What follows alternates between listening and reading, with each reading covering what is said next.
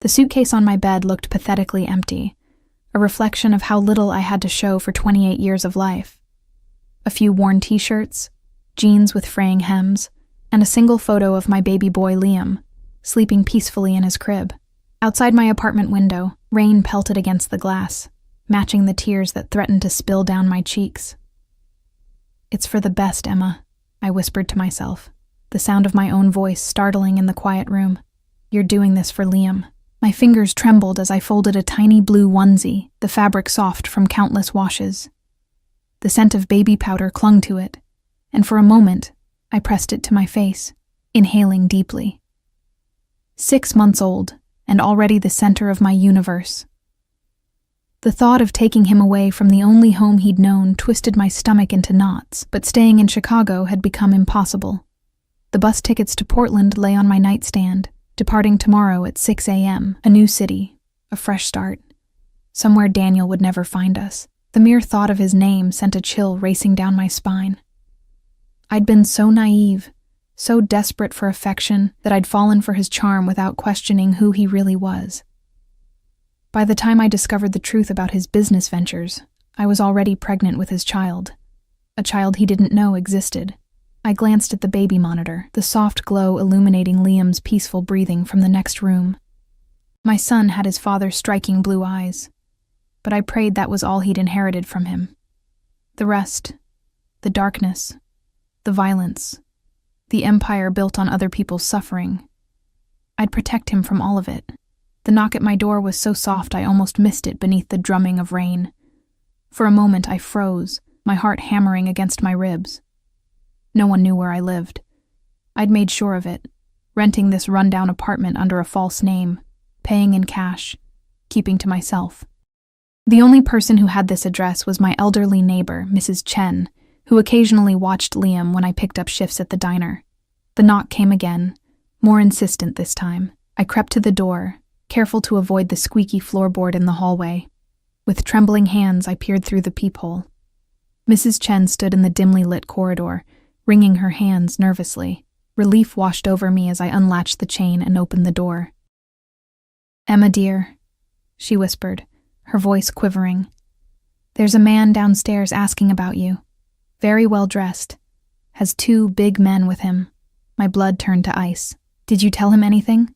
I managed to ask, already knowing the answer. Mrs. Chen was kind, but she was also easily intimidated. Shame clouded her eyes. "I'm sorry.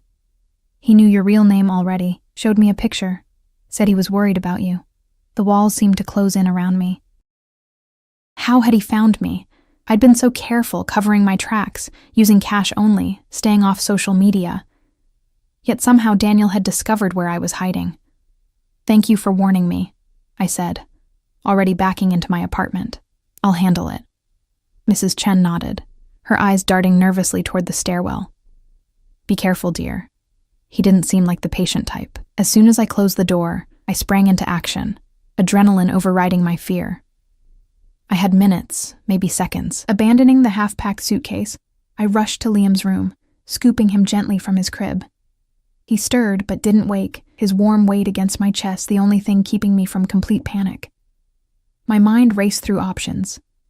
The fire escape? Too noisy. And they were probably watching the building. The back exit? Likely covered as well. I was trapped. A mouse in a maze with nowhere to run. The sound of footsteps in the stairwell echoed through the thin walls, heavy, deliberate steps that made the old wooden stairs creak in protest. I clutched Liam tighter, backing into the corner of his nursery, as if I could somehow melt into the faded wallpaper. The footsteps stopped outside my door. No knock this time. Just the metallic scrape of a key sliding into the lock. A key. He had a key to my apartment. The door swung open slowly, the hinges groaning.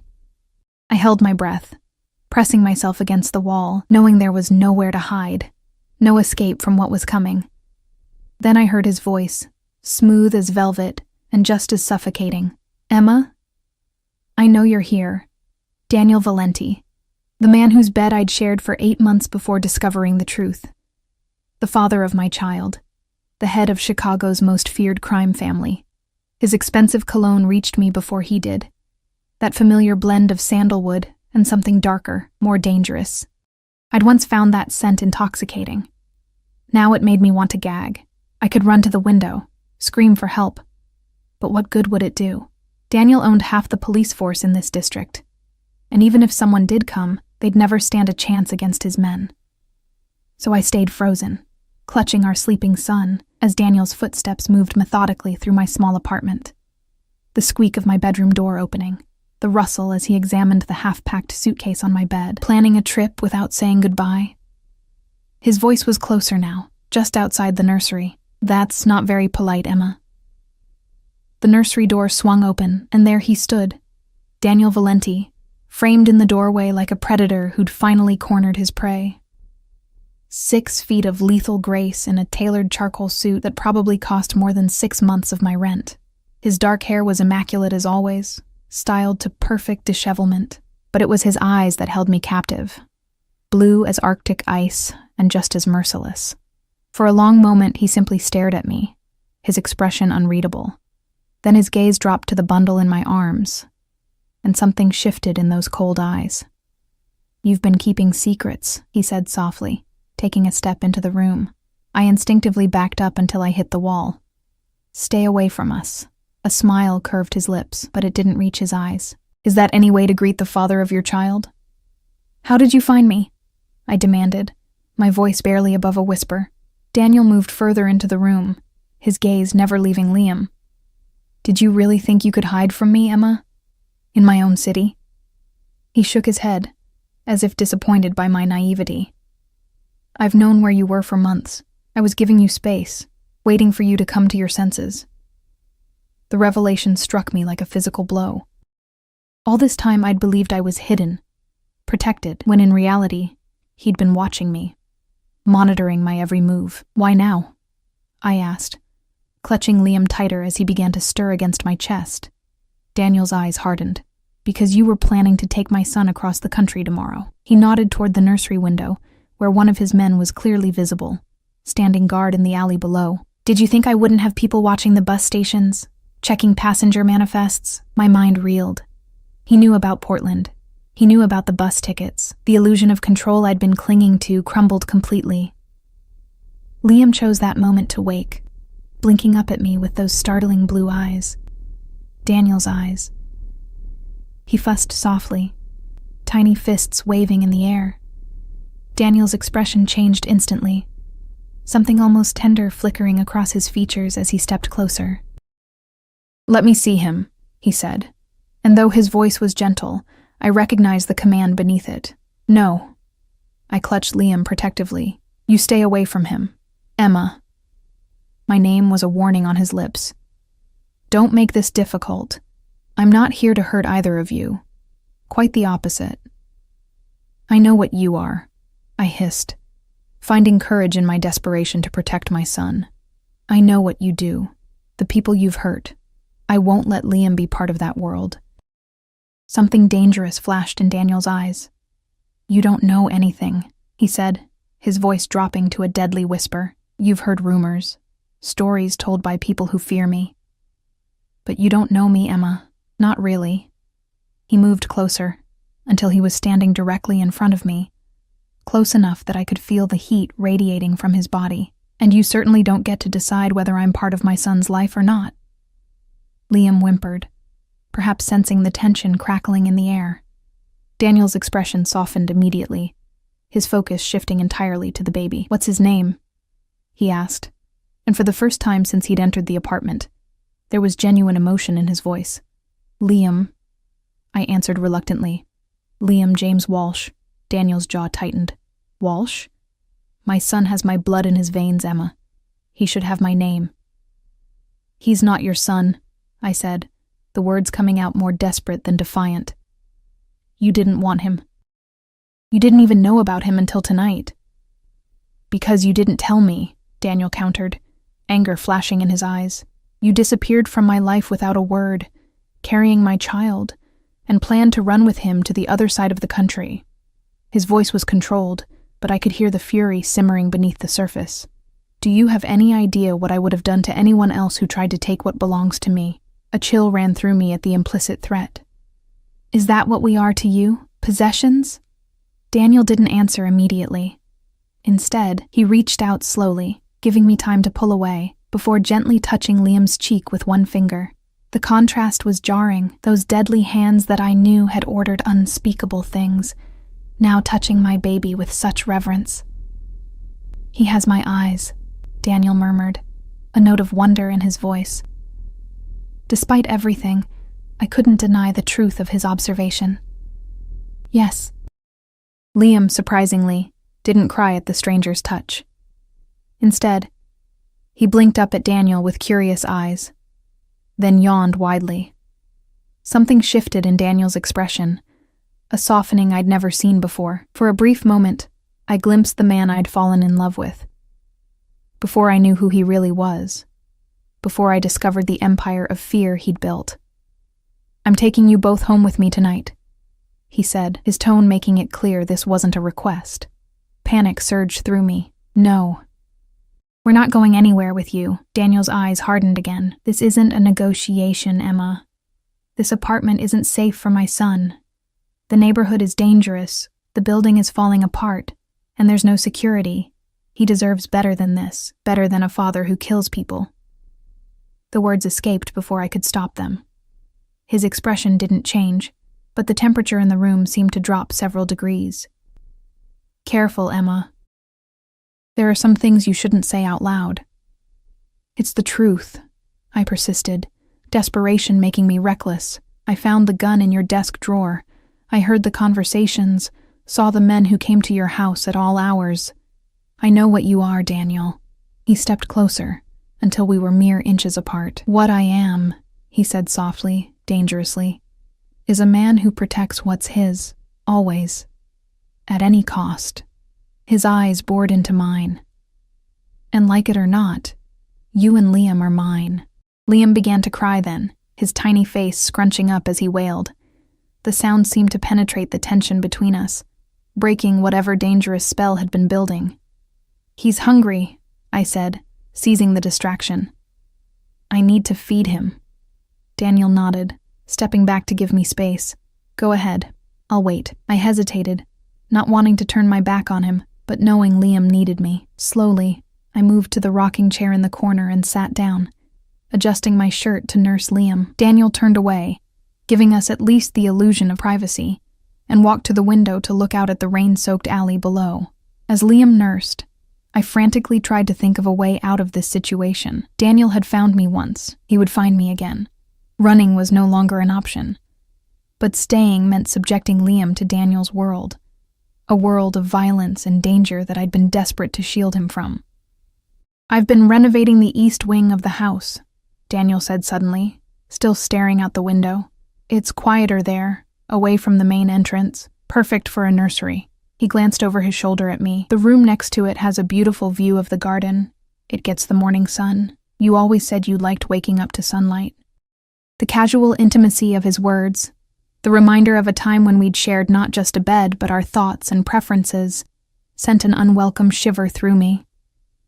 It was easier to hate the cold-blooded crime boss than to remember the man who'd brought me coffee in bed and listened intently as I rambled about my dreams. "We're not moving in with you," I said, though my voice lacked conviction. Daniel turned fully to face me, leaning against the windowsill. "Yes, you are. Tonight. Pack what you need for a few days. I'll send someone for the rest tomorrow." "You can't just—" "I can," he interrupted, his voice soft but implacable. "And I will. You took 6 months of my son's life from me, Emma. I won't lose another day." Liam had finished nursing and was drifting back to sleep against my chest. I adjusted my clothing and stood, cradling him protectively. "And if I refuse?" Daniel's smile was cold. "Then I'll have my men pack for you." But I doubt Liam would enjoy that commotion. He moved toward the door. "You have 15 minutes. Bring whatever he needs for tonight. Diapers, formula, clothes. Don't bother with the rest. I'll buy it all new." As he turned to leave, his foot caught on something partially hidden beneath the changing table. He bent down and picked up a package of diapers that had fallen from the half-packed diaper bag I'd prepared for our journey. Daniel stared at the package for a long moment, his fingers running over the colorful cartoon characters on the front. When he looked up at me, his eyes held an emotion I couldn't quite name, something between rage and grief.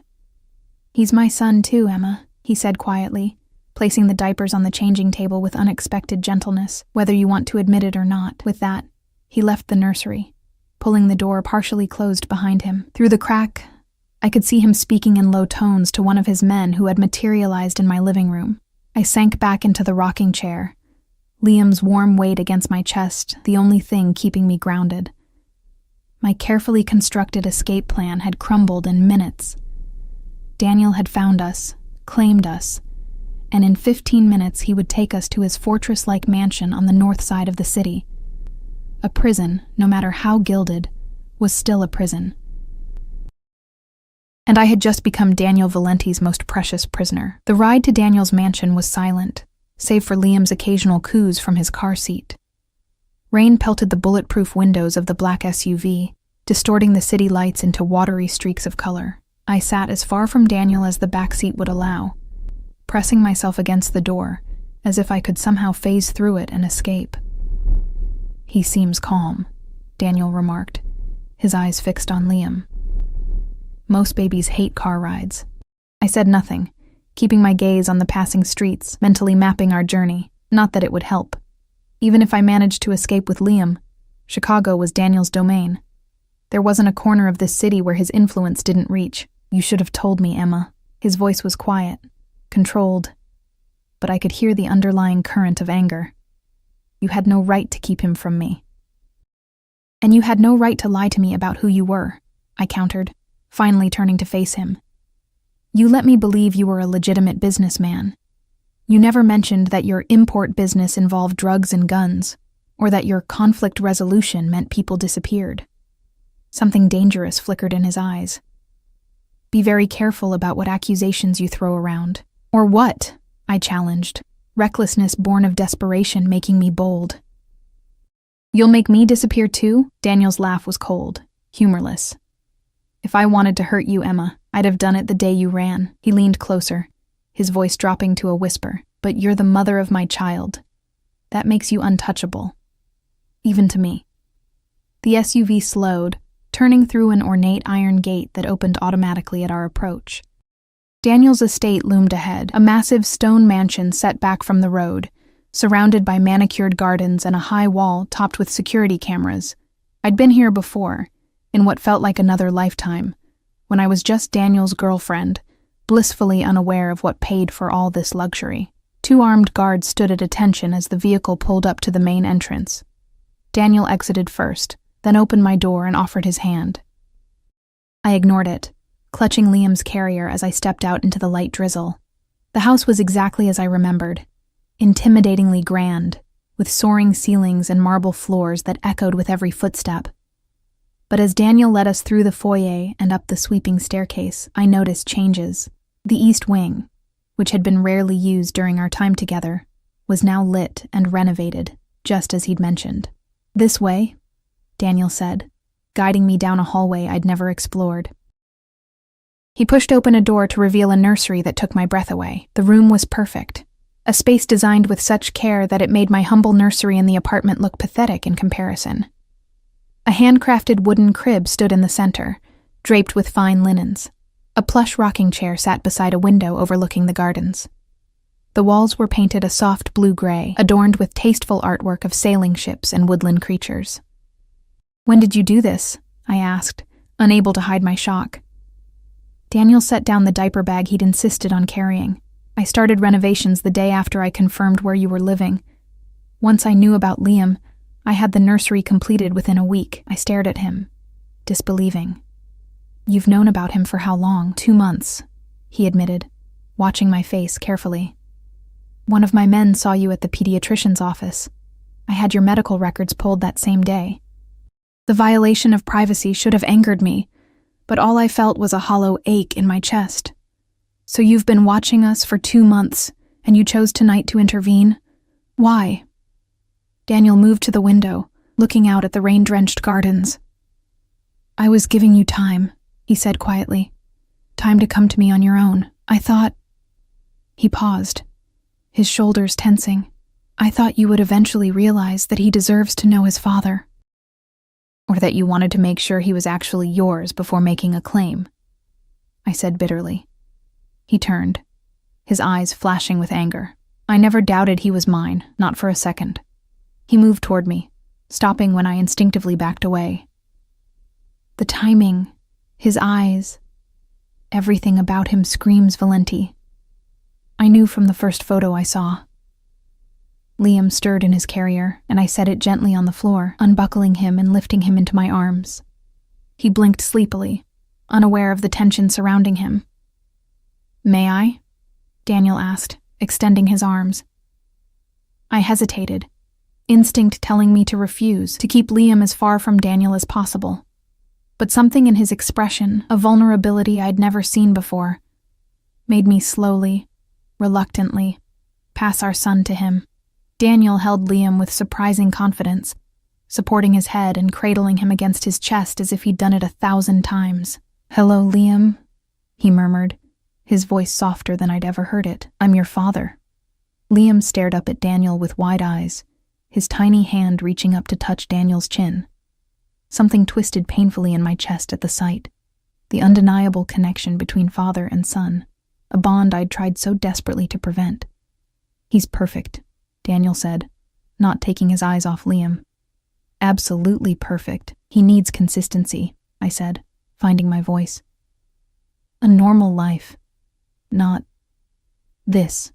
I gestured to our opulent surroundings, to the armed guards I knew patrolled the grounds. Daniel's expression hardened. "And what kind of life were you giving him in that rundown apartment? Working double shifts at a diner? Leaving him with an elderly neighbor? Barely making rent?" His voice was cutting. "Don't pretend this was about what's best for him. This was about keeping him from me." The accusation stung, partly because it contained a grain of truth. "I was protecting him," I insisted. "From what?" Daniel demanded, his voice rising slightly before he controlled it, conscious of the baby in his arms. "From a father who would give him everything? Security, education, opportunities you couldn't dream of providing on your own? From becoming like you," I whispered, the words hanging heavy in the air between us. Daniel went very still, his eyes locked on mine. For a moment I feared I'd pushed him too far. Then he looked down at Liam, who had fallen asleep against his chest, tiny fingers curled into the fabric of his expensive shirt. "I am what I had to become," he said finally, his voice low. "But Liam will have choices I never had." Before I could respond, there was a soft knock at the door. A woman entered, older, with silver-streaked dark hair and a kind but no-nonsense expression. I recognized her immediately. Maria, Daniel's housekeeper, who had been more of a mother to him than his own had ever been. "Everything is ready, Mr. Valenti," she said, her accent still thick despite decades in America. Her eyes fell on Liam, and her face softened. "So this is the little one. Maria." "You remember Emma," Daniel said, a subtle warning in his tone that this was not the time for questions. Maria nodded to me, her expression carefully neutral. "Of course." "Welcome back, Miss Walsh. Your room is prepared, adjoining the nursery as requested." My room. The words sent a chill through me. This wasn't a visit. It was a relocation. Permanent, if Daniel had his way. "Thank you," I managed, unsure what else to say. "I'll leave you to get settled," Maria said, backing toward the door. "Dinner will be ready whenever you wish to eat." Once she was gone, Daniel gently transferred the sleeping Liam back to my arms. "You must be exhausted," he said, studying my face with unsettling intensity. "Get some rest. We'll talk more tomorrow." He moved to leave, but I caught his arm, surprised by my own boldness. "Daniel, wait. I need to know. What happens now?" He covered my hand with his, the touch sending an unwelcome spark through me. "Now you both stay here, where I can protect you, where Liam can grow up with every advantage, knowing both his parents." "And if I don't want that?" I asked, needing to test the boundaries of my new cage. Daniel's smile didn't reach his eyes. "I think we both know that's not an option, Emma." He gently removed my hand from his arm. "This is your home now. The sooner you accept that, the happier we'll all be." With that, he left, closing the door quietly behind him. I stood in the center of the perfect nursery, my sleeping son in my arms, listening to the fading echo of Daniel's footsteps in the hallway. I moved to the window, looking out at the rain-slick gardens and the high stone wall beyond. Guards patrolled the perimeter, barely visible in the darkness, not to keep intruders out, I realized with a sinking heart, but to keep us in. Carefully, I laid Liam in his new crib, tucking the soft blanket around him. He stirred but didn't wake, his peaceful expression a stark contrast to the turmoil inside me. I trailed my fingers over the expensive wood of the crib, the hand-embroidered linens, all the things I could never have provided for him on my waitress salary. Was Daniel right? Had I been selfish, denying Liam a life of privilege out of fear and resentment? Or was I right to want to shield him from the violence and darkness that shadowed Daniel's world? I explored the adjoining room, my new prison cell. Luxurious as it was, a king-sized bed dominated the space, dressed in cream-colored linens that probably cost more than a month's rent at my apartment. Fresh flowers sat on the bedside table, their subtle fragrance filling the air. The bathroom was all marble and gold fixtures, with a tub large enough to swim in. Everything I could possibly need had been provided, right down to a closet already filled with clothes in my size. The thought of Daniel planning this, selecting these items for me, sent a shiver down my spine. How long had he been preparing for this moment? How confident had he been that he would eventually bring us here? I returned to Liam's crib, watching his tiny chest rise and fall with each breath. 6 months of running, of looking over my shoulder, of struggling to make ends meet, all undone in a single night. I'm sorry, I whispered to my sleeping son. I tried to give you a different life. But as I sank into the rocking chair beside his crib, a treacherous thought wormed its way into my mind. Here, at least, Liam would never go hungry. He would never wear secondhand clothes or live in a drafty apartment. He would have the best of everything: education, opportunities, security. All it would cost was our freedom. Outside, the rain continued to fall, drumming against the windows like fingers tapping impatiently, waiting for me to make my next move in a game I was already losing. I must have fallen asleep in the rocking chair, because I woke with a start to the sound of Liam's hungry cries. The sky outside had lightened to a pearly gray, dawn breaking over Daniel's estate.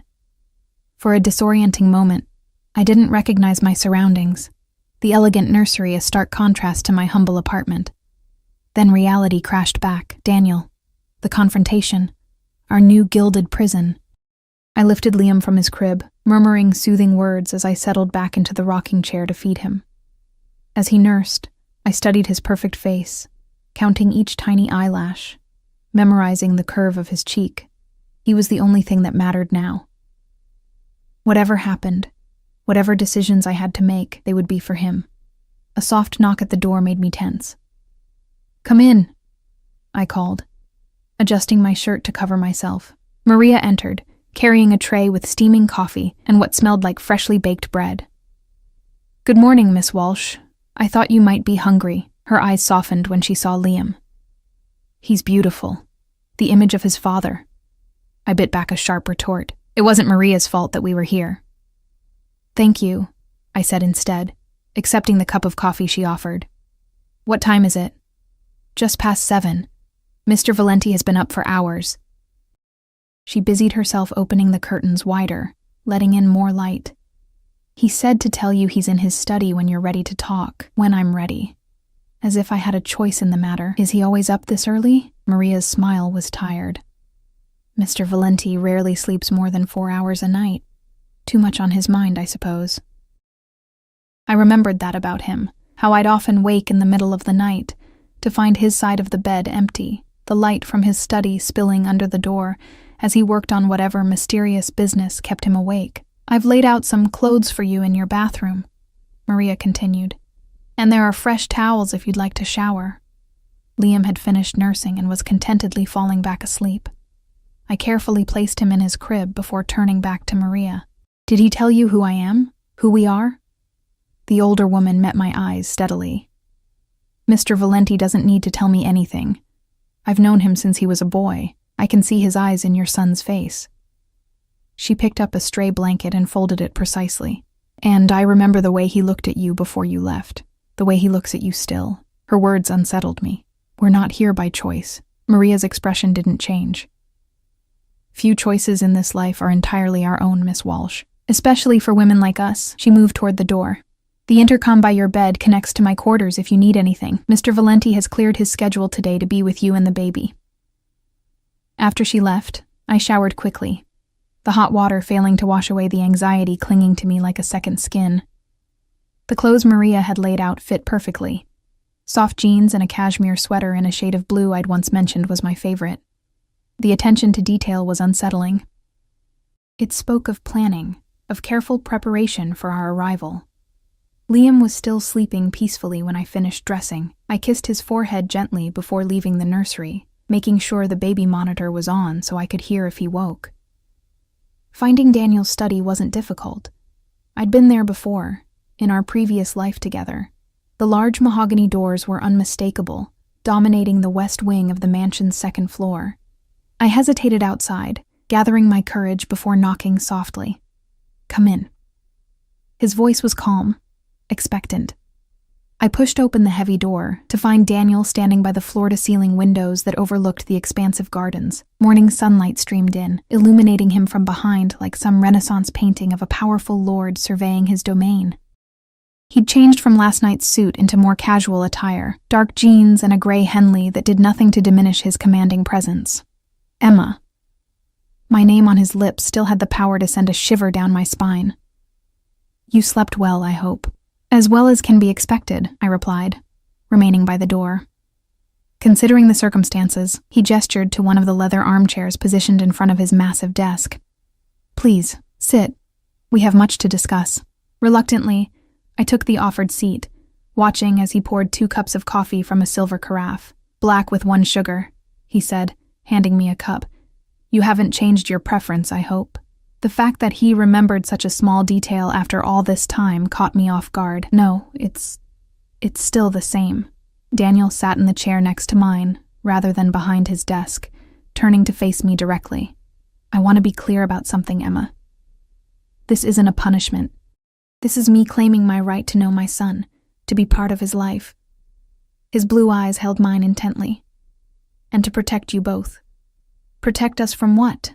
I asked, curling my fingers around the warm cup. "The dangers of a normal life? The horrors of public school and a middle-class existence?" A muscle ticked in his jaw. "Don't be naive. It doesn't suit you." He leaned forward, his voice dropping. "My world has enemies, dangerous people who wouldn't hesitate to use my son, or you, against me. The moment Liam was conceived, he became a target. Whether you're with me or not." Ice slid down my spine at his words. "No one knew about him. I made sure of it. And yet I found you," Daniel countered smoothly. "If I could track you down, others could too. The difference is, I want to keep you safe. They would want to hurt you, to get to me." I set my coffee down, suddenly unable to stomach it. "So this is our life now, locked away in your fortress for our own protection?" "This isn't a prison, Emma. It's a home. Your home." He gestured to the windows. "The grounds are extensive. There's a pool, gardens, a private theater. Maria can help you with anything you need. And when we go out, we'll have security, of course, but you'll hardly notice them. When we go out," I repeated flatly, "together. Like one big happy family." Daniel's expression hardened slightly. "Is that so terrible? Providing our son with 2 parents who care for him? Giving him stability, security, everything a child deserves?" "Don't pretend this is just about Liam," I said, finding a thread of anger to cling to. "This is about control. It always has been with you." He set his own cup down with deliberate care. "You're right." The admission surprised me. This is partly about control. I can't control who targets my family, but I can control how well protected they are. His eyes locked with mine. "And yes, I want to control whether my son grows up knowing me or believing I abandoned him. Whether he has my name, my protection, my legacy." "Your legacy," I echoed bitterly. "Is that what you want for him, to follow in your footsteps, to become—" "Careful," he warned, his voice deceptively soft. I pushed on, recklessness fueling me. "To become what, Daniel?" A criminal? A killer? Is that the legacy you're so eager to pass on? In one fluid motion, he was on his feet, towering over me. My family has built something that has lasted for generations. Power, respect, influence. Yes, sometimes through means you find distasteful, but I protect what's mine, always. His eyes blazed with intensity. I would burn this city to the ground before I let anyone harm a hair on my son's head. Or yours. The vehemence in his voice should have frightened me. Instead, I found myself rising to meet him, refusing to be intimidated. And what about the harm that comes from growing up in this world? The moral cost? The danger that follows him every day of his life because of who his father is? As opposed to what? Daniel countered. Growing up in poverty? Struggling for every opportunity? Never knowing his father because his mother decided he was better off without me in his life? He stepped closer, until I could feel the heat radiating from his body. You had no right, Emma. No right to make that decision alone. I had every right, I insisted, my voice rising despite my efforts to stay calm. I'm his mother. I was protecting him. From me. The hurt in his voice was so raw, so unexpected, that it momentarily silenced me. You were protecting him from me. His father. Before I could respond, a small cry came through the baby monitor sitting on Daniel's desk. Liam was awake. The tension in the room deflated slightly at the sound. I need to go to him, I said, already moving toward the door. We'll continue this discussion later, Daniel said, his voice controlled once more. But make no mistake, Emma. You and Liam are staying here. That's non-negotiable. I paused at the door, looking back at him. And if I try to leave, something dangerous flickered in his eyes. Don't. The simple word carried more threat than any elaborate warning could have. In the nursery, I found Liam fully awake, kicking his little legs in the air. His face lit up when he saw me, a toothless grin that momentarily pushed away the darkness of my confrontation with Daniel. Good morning, my love, I murmured, lifting him into my arms. Did you sleep well in your fancy new crib? As I changed his diaper, I heard footsteps approaching. Daniel appeared in the doorway, watching us with an unreadable expression. May I come in? He asked, a formality that seemed at odds with his earlier declarations of ownership. I nodded stiffly, focusing on dressing Liam in one of the new outfits that had mysteriously appeared in his dresser overnight. Daniel approached slowly, as if afraid of startling us. I thought perhaps we could have breakfast together, as a family. The last word held a weight, a significance that hung in the air between us. Family, I repeated, testing the word. Is that what we are? It's what we should be, he replied, his gaze fixed on Liam. It's what I want us to be. I looked up at him. Really looked, trying to reconcile the dangerous man I knew he was with the father he was trying to become. And what happens when your business interferes with family time, when someone needs to be dealt with during Liam's birthday party? Daniel's jaw tightened. My personal life and my business are separate matters. Are they? Because from where I'm standing, they seem inextricably linked. I lifted Liam into my arms, holding him close. Your world is violent, Daniel. Dangerous. How can you bring a child into that? My father brought me into it, he said quietly. My grandfather brought him into it. The cycle goes back generations. And look how well that turned out, I countered. Something flashed in his eyes, pain, or perhaps rage quickly suppressed. I am not my father, he said, each word carefully enunciated, and Liam will never experience what I did growing up. Never. There was such vehemence in his voice, such absolute certainty, that I found myself momentarily without a retort. I'd never heard Daniel speak of his childhood, beyond vague references to a strict upbringing. But the intensity in his eyes hinted at wounds that ran deeper than I'd imagined. Daniel, breakfast is ready when you are, he interrupted, clearly unwilling to continue that line of conversation. Maria has prepared everything in the garden room. It's a beautiful morning, and I thought Liam might enjoy seeing the flowers. The sudden shift to domestic normalcy was jarring. This man, who minutes ago had essentially threatened me if I tried to leave, was now calmly discussing breakfast plans as if we were any normal family. But we weren't normal. We would never be normal, and the sooner I accepted that reality, the better equipped I would be to navigate this new life, to find the cracks in my gilded cage, to protect Liam from the darkness of his father's world. "We'll be down shortly," I said, my tone deliberately neutral. Daniel nodded, reaching out to gently touch Liam's cheek before turning to leave. At the door, he paused, looking back at me with an expression I couldn't quite decipher. "I meant what I said, Emma. I want us to be a family, a real family." His voice softened. "I know you don't trust me. You have reasons not to, but for Liam's sake, for all our sakes, I hope that can change." The garden room was a space I'd never seen during my time with Daniel before. A recent addition, with glass walls that created the illusion of dining directly among the manicured grounds. Morning sunlight streamed through, casting everything in a golden glow that felt mockingly cheerful given my circumstances. Maria had outdone herself with breakfast. The table was laden with fresh fruit, pastries, eggs prepared 3 different ways, and a carafe of orange juice that smelled freshly squeezed.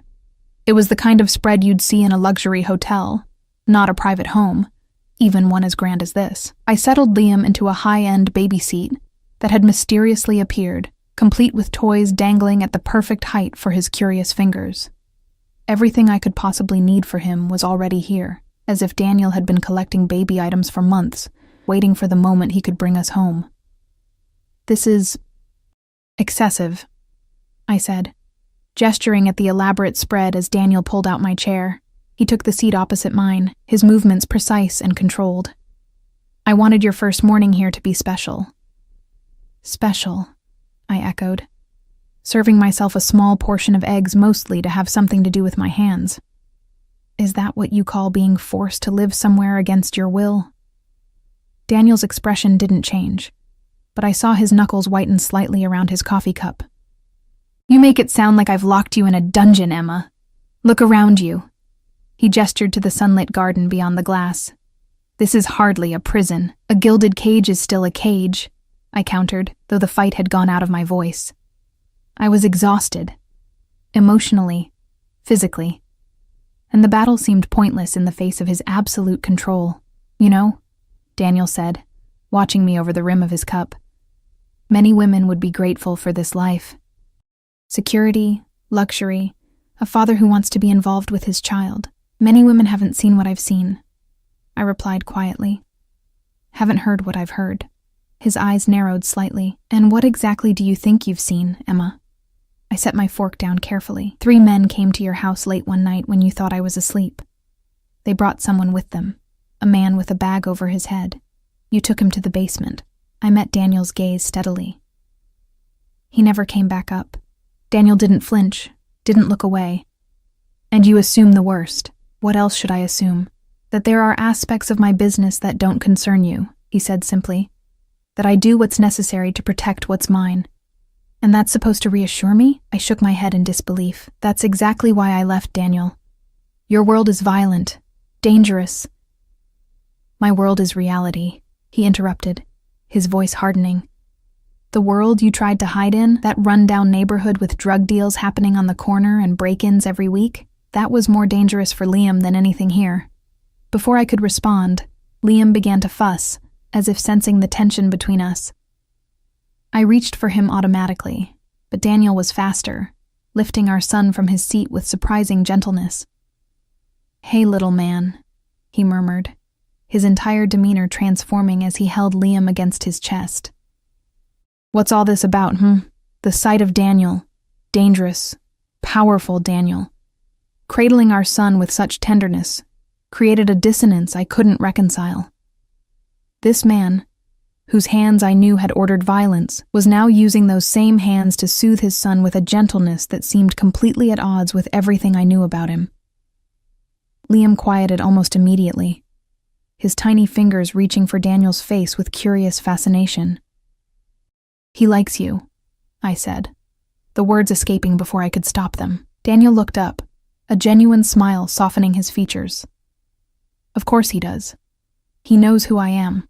He pressed a kiss to Liam's head, inhaling the baby scent of him. Children sense these things. Blood recognizes blood. I watched them together, this tableau of father and son that I'd tried so hard to prevent. Daniel murmured to Liam in Italian, words I couldn't understand but recognized from the few times I'd heard him speak with his family. It was jarring to realize that this was Liam's heritage too, not just the violence and power, but the language, the culture, the bonds of family that ran generations deep. "My father never held me like this," Daniel said suddenly, his eyes still on Liam.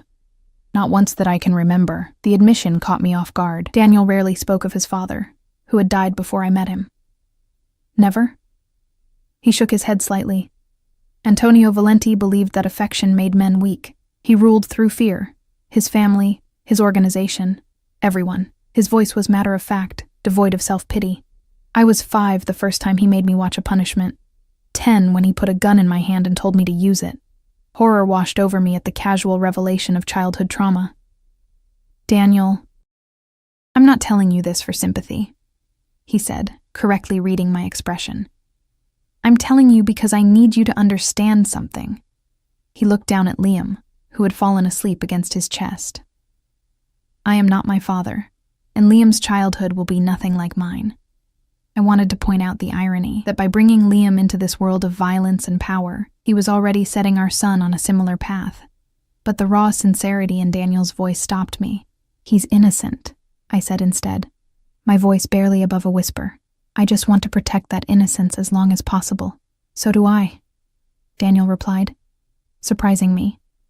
"But we live in the real world, Emma.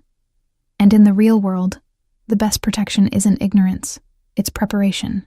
Strength, family." He gently transferred the sleeping Liam back to his seat. "My father taught me through cruelty and fear.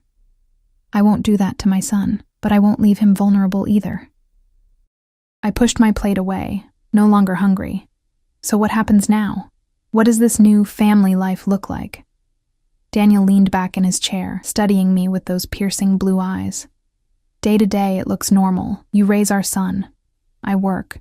We have dinner together. On weekends, maybe we take him to the park or the zoo." His mouth quirked in a half-smile. "With security, of course. And my life? My independence?" I asked. "Do I just disappear into these walls, existing only as Liam's mother and your... what? Your captive?" Something dangerous flashed in his eyes. "You're not a captive, Emma. You're the mother of my child under my protection. There's a difference." He sighed, running a hand through his hair in a rare gesture of frustration.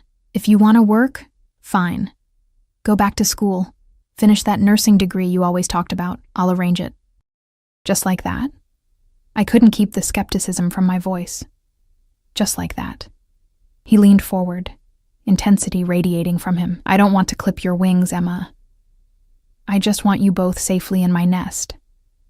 The metaphor wasn't lost on me, the predator bringing his quarry home, providing for them, protecting them, but never truly letting them fly free. It was possession disguised as care. "I need time," I said finally. "This is a lot to adjust to." Daniel nodded, seemingly satisfied with this small concession. "Time is one thing I can give you." He stood, buttoning his suit jacket in a familiar gesture that reminded me painfully of our past life together. "I have some business to attend to this morning, but I'll be back for lunch. Maria will help you with anything you need, and there are 2 men stationed outside should you require assistance. Guards, not helpers." The distinction was clear, despite his careful phrasing. "When you say business," I trailed off, not sure I wanted the answer. Daniel's smile was cold. "Nothing that need concern you." As he leaned down to kiss Liam's forehead, I noticed a flash of metal at his waist, the butt of a gun, partially concealed by his jacket. He caught my gaze and straightened, making no attempt to hide it. "A necessary precaution," he said simply. "The world is dangerous, Emma, especially for men like me." After he left, I sat in the sunlight of the garden room, watching Liam sleep peacefully, unaware of the complicated web he'd been born into. My mind raced with possibilities, plans, scenarios, none of them viable. Running was impossible now. Daniel would find us again, and his retribution would be swift. Staying meant accepting this new reality, finding a way to carve out some semblance of independence within these gilded walls. I carried Liam back to the nursery, placing him in his crib for his morning nap. As I turned to leave, I noticed something on the changing table that hadn't been there earlier. A small velvet box with my name written on a card in Daniel's distinctive handwriting. With trembling fingers, I opened it to find a delicate platinum pendant, a filigree cage containing what appeared to be a tiny diamond bird, suspended as if in flight. The symbolism wasn't subtle, a beautiful cage, a trapped bird. A message and a warning wrapped in the guise of a gift. I closed the box without removing the necklace, setting it aside as I tried to process everything that had happened in the last 24 hours. My entire life had been upended, my plans destroyed, my future recalibrated to orbit around Daniel Valenti and his world. A soft knock at the door interrupted my spiraling thoughts. Maria entered with an armful of fresh linens, her expression softening when she saw Liam sleeping peacefully. "He settles well here," she observed, setting the linens on a shelf. "Some babies are sensitive to new places. Not this one. He's adaptable," I said, wondering if that trait would serve him well or poorly in the life ahead of him. "Maria, can I ask you something?" The older woman nodded, her dark eyes watchful. "How long have you worked for the Valenti family?" "Since before Daniel was born," she replied, smoothing a non-existent wrinkle from the linens. "I came from Italy with his grandfather, to help care for his father, Antonio. So you've seen everything." I chose my words carefully. The business, the lifestyle, all of it. Maria's expression remained neutral, but her eyes held a wealth of understanding. "I have seen 3 generations of Valenti men, yes, the good and the bad. And Daniel?" I pressed. "What kind of man is he, really, beyond what I've seen?" She was quiet for a long moment, as if weighing her response carefully. "Mr. Valenti is not his father," she said finally. "Thank God for that. Antonio was cruel, cold. He saw weakness as something to be punished, not protected." She glanced at Liam, her expression softening. "Daniel has his father's strength, his determination, but not his cruelty. He protects what he loves, fiercely.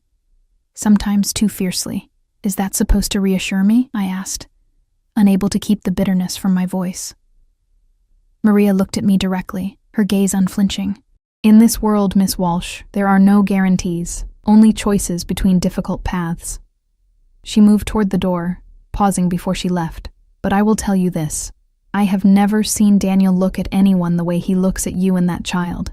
Whatever else he is, whatever else he does, that love is real." After she was gone, I sat in the rocking chair by Liam's crib, Maria's words echoing in my mind. Love. Was that what this was? This possessive, controlling behavior that Daniel called protection? I thought back to our time together before I knew the truth, the tenderness he'd shown me, the way he'd listened when I talked about my dreams, the rare moments of vulnerability when he'd let his guard down completely. Had that been real, or just another facet of his manipulation? And even if it had been real, could love exist alongside the darkness I knew lived within him? Could I learn to accept both sides of him? For Liam's sake? For my own? The question swirled in my mind, unanswerable.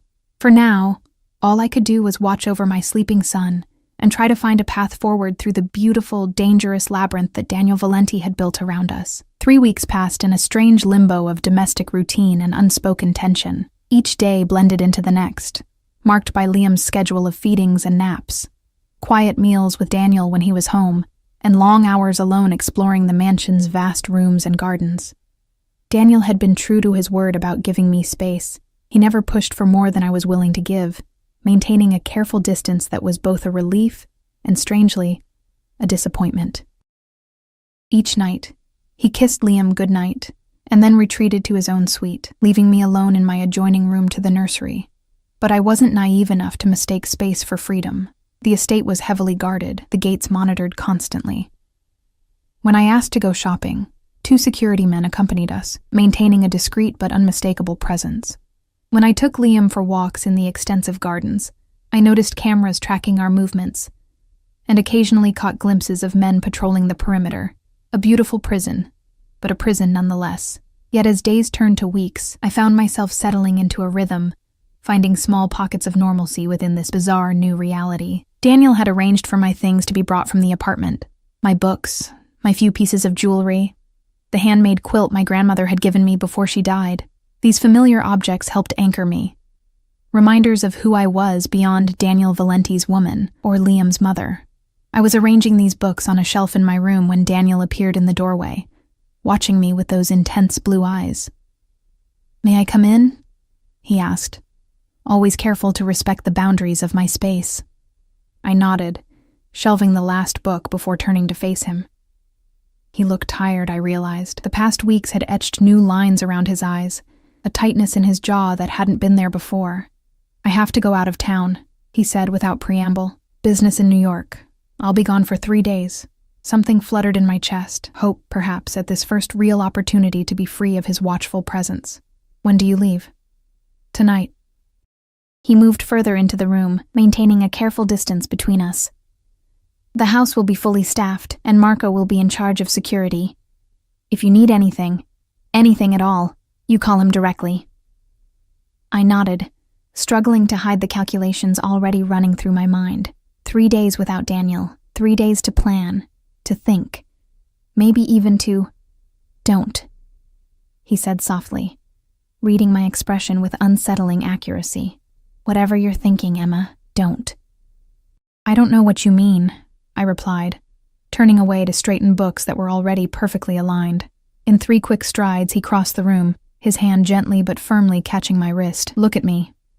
Reluctantly, I met his gaze. "I know you're not happy here yet," he said, emphasizing the yet in a way that sent a chill down my spine. "I know you still see this as captivity rather than protection, but I need you to understand something."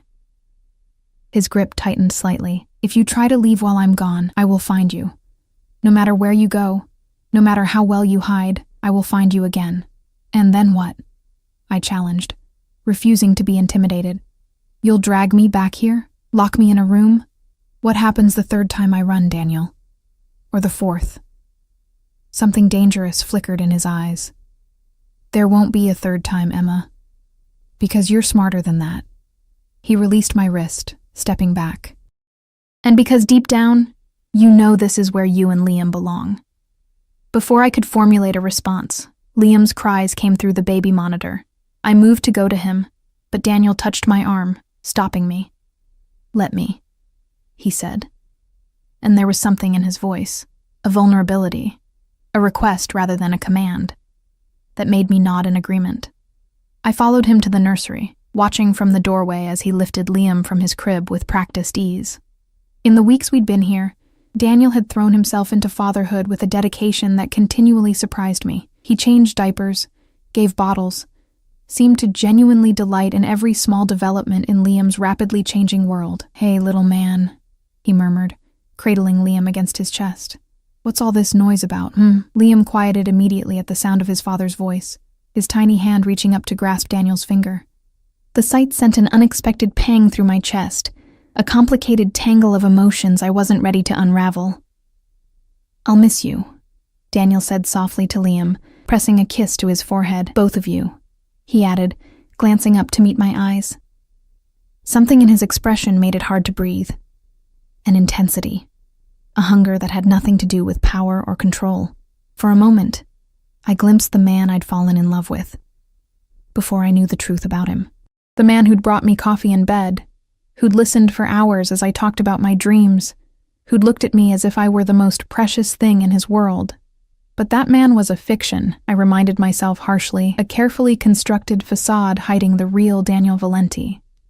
The man who'd threatened me, who'd forced us into this gilded cage, who carried a gun as casually as others carried car keys. "We'll be fine," I said, my voice cooler than I intended. "It's only 3 days." And Daniel handed Liam to me, his fingers brushing mine in the transfer. The brief contact sent an unwelcome spark through me, a reminder of the chemistry that had always existed between us, even now. 3 days, he echoed, his gaze lingering on my face. "I'll call to check in." After he left, I sat in the rocking chair, Liam nestled against me, and allowed myself to think about escape for the first time in weeks. Without Daniel's overwhelming presence, the possibility seemed more real, more tangible. But the logistics were daunting. The estate was heavily guarded. I had no car, no money, no allies who weren't loyal to Daniel first. And then there was the question that had been haunting me with increasing frequency. Was leaving still what I wanted? Liam was thriving here. He had everything a baby could need: security, comfort, 2 parents who adored him. And I was no longer struggling to make ends meet, no longer working double shifts at a diner, leaving my son with whoever was available. I had time with him now, unrushed, precious time watching him grow. The prison had become comfortable, and that realization terrified me more than any of Daniel's veiled threats. Daniel had been gone for just over 24 hours when it happened. I was in the garden with Liam, enjoying the unseasonably warm afternoon, when I noticed Maria hurrying toward us, her usually composed face tight with tension. "Miss Walsh," she called, her voice strained. "You need to come inside, now." Something in her tone made me scoop Liam up immediately, hurrying to meet her. "What's wrong?" "Inside first," she insisted, already ushering me toward the house. I noticed 2 security men had materialized nearby, scanning the grounds with alert eyes. In the kitchen, Maria closed and locked the door behind us, drawing the curtains over the windows. "Mr. Marco asked me to keep you and the baby in the safe room until he gives the all clear," she explained, already moving toward a panel in the wall I'd never noticed before. "Safe room. Maria, what's happening?" Fear clutched at my throat, made worse by her obvious reluctance to explain. She pressed her palm against the panel, revealing a hidden keypad. "There's been a situation with one of Mr. Valenti's business rivals." She punched in a code, and a section of the wall slid open, revealing a reinforced door. "It's just a precaution, but Mr. Marco insists." A precaution. The clinical word barely masked the reality. We were in danger. The violence of Daniel's world had finally reached us, exactly as I had feared it would. The safe room was more like a small apartment, with basic furnishings, a bathroom, and what looked like enough supplies to last for days. Maria helped me settle Liam, who was growing fussy, sensing the tension around him. "How long do we need to stay here?" I asked, trying to keep my voice calm for Liam's sake. "Just until Mr. Marco gives the all clear," Maria repeated, though I noticed she avoided my eyes. "Try to rest. I'll bring you updates as I have them." After she left, the reinforced door sliding shut with a pneumatic hiss, I sat on the edge of the bed, Liam cradled in my arms, my mind racing. This was the reality I'd been dreading. The inevitable moment when Daniel's criminal activities endangered our son, all his talk of protection, of keeping us safe. And yet here we were, locked in a panic room because someone was threatening us. Hours passed. Liam fell asleep, oblivious to the danger. I paced the small room, checking my phone periodically, though there was no signal here. Finally, the intercom on the wall crackled to life. "Emma?" Daniel's voice, tense and urgent. I rushed to the speaker. "Daniel, what's happening? Where are you?" "Still in New York." His voice was clipped, controlled, but I could hear the underlying fury. "Are you and Liam all right?" "We're fine," I assured him, but locked in a safe room with no explanation. "Daniel, what's going on?" There was a brief pause. "Someone tried to breach the estate's security. My men handled it, but I'm not taking any chances. Stay where you are until I get home." "When will that be?" I asked, hating the tremor in my voice. "I'm on my way now. Private jet. 3 hours, maybe 4. His voice softened slightly. "I'm sorry, Emma. This shouldn't have happened." After he disconnected, I sat beside Liam's makeshift crib, watching him sleep peacefully, unaware of the danger lurking beyond our reinforced walls. All my fears, all my objections to raising him in Daniel's world, had been validated in the most terrifying way. And yet, paradoxically, I found myself grateful for the very security measures I'd resented. The guards, the cameras, the safe room that now protected us. Without them, what would have happened today? True to his word, Daniel returned just over 3 hours later. When the safe room door opened, he stood there, still in his travel clothes, his face haggard with worry and rage barely held in check.